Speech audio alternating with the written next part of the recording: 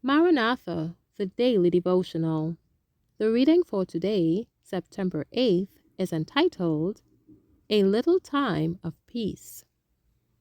1 Thessalonians 5 verse 3.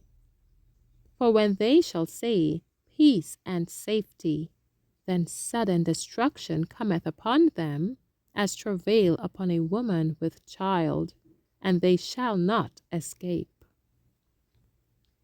While the work of salvation is closing, trouble will be coming on the earth, and the nations will be angry, yet held in check, so as not to prevent the work of the third angel.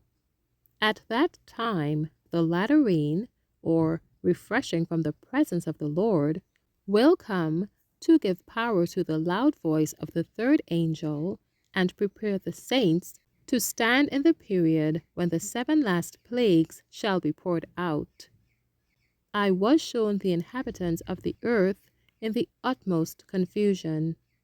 War, bloodshed, privation, want, famine, and pestilence were abroad in the land. As these things surrounded God's people, they began to press together and to cast aside their little difficulties.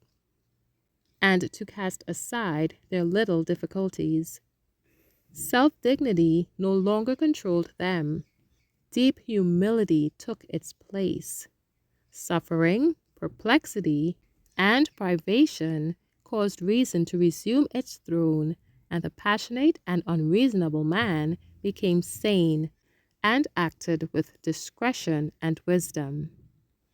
My attention was then called from the scene. There seemed to be a little time of peace.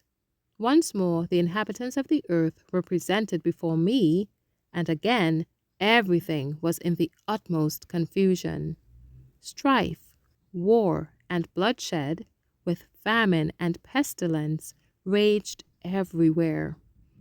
Other nations were engaged in this war and confusion.